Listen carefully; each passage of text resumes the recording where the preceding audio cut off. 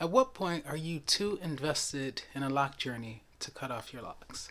That is to say, how far along do you go in your lock journey where you say, you don't care the state of your locks, you're gonna cut them. Let's get to it.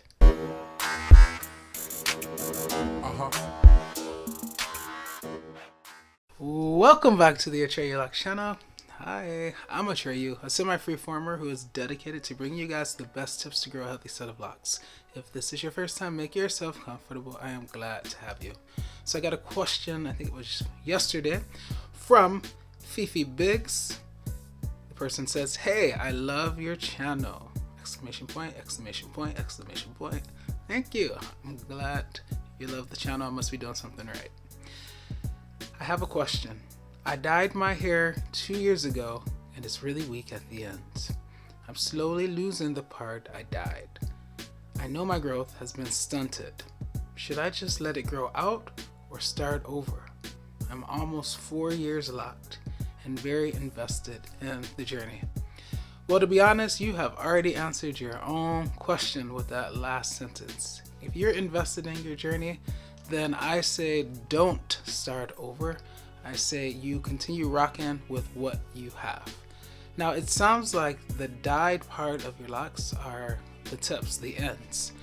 And that's not really a big deal. I mean, yeah, it's horrible that, it's breaking off, which we all know can happen when you use bleach especially, but even maybe some harsher dyes.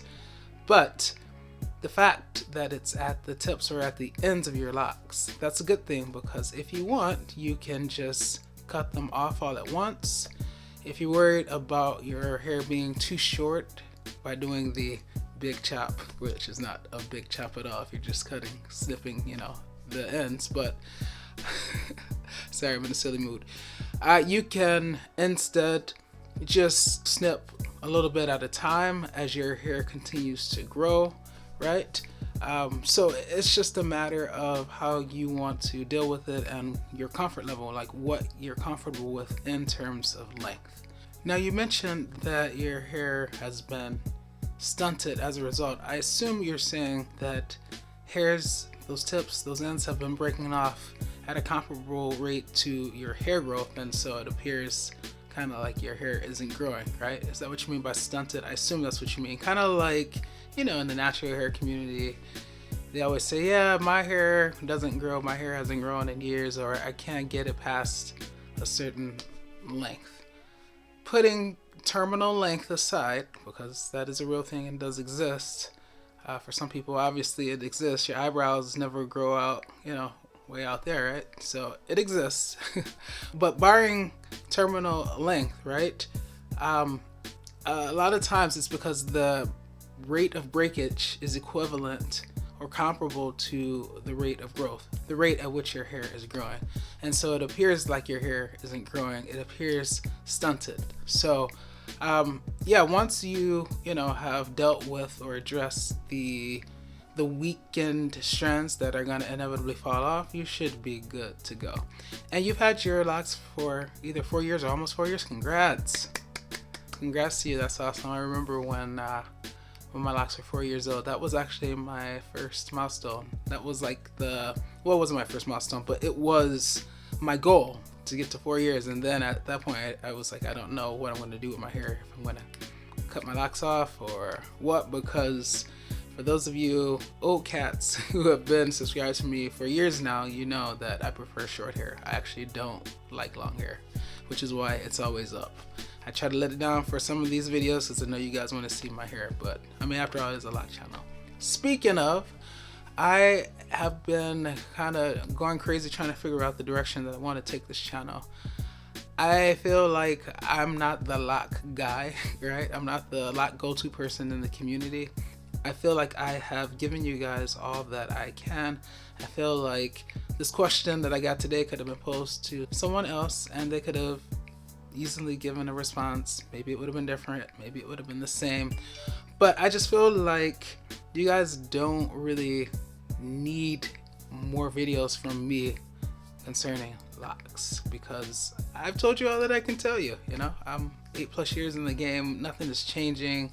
Yeah, people are always coming, coming on board, they're new to the scene or whatever, but I have videos, I have hundreds of videos telling you what to do, giving you advice from my perspective as I see it, from my own personal experience.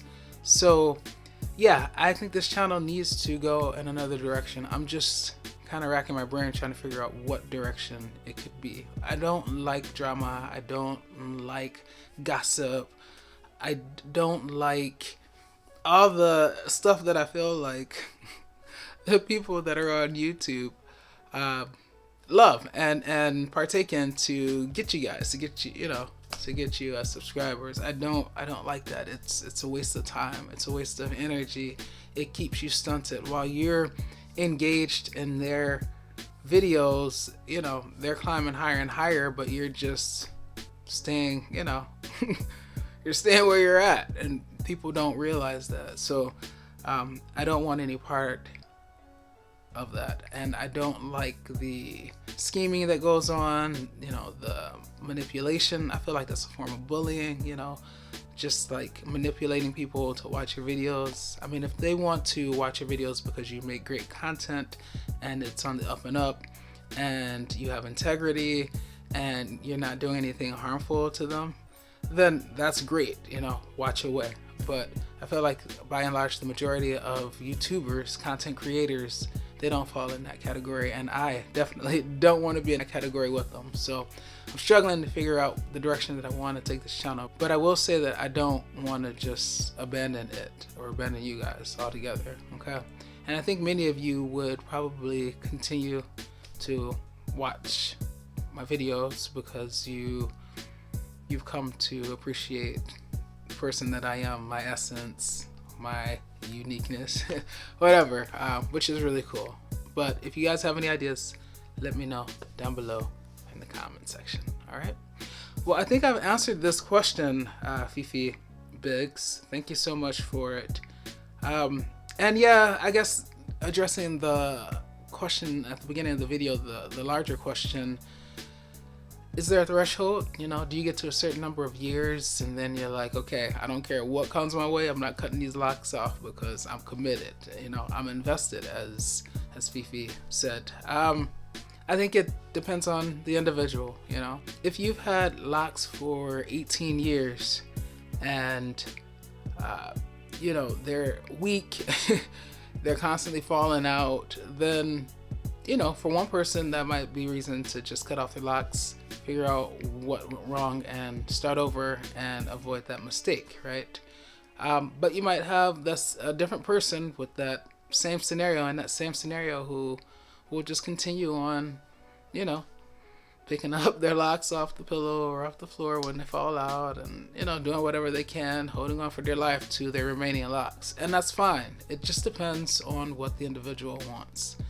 For me, I feel like I wouldn't know until I was in that situation. I mean, you guys know, while I love my locks, I don't identify with them. I don't consider them all of me. It's my essence in my locks. Like, no, because if my locks go away, I'm still here. Who is still here then, right? So my locks are not my identity. So I think I can safely say that I wouldn't just hold on to them no matter what, you know. I don't think there's a threshold for me, but I don't know. You never know, right? I think it just depends on the individual, and they have to make that decision for him or herself. All right, that is gonna be it for today's video.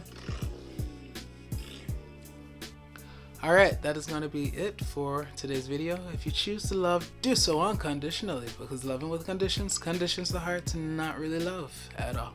This is JOBY, and I will see you next time. Peace.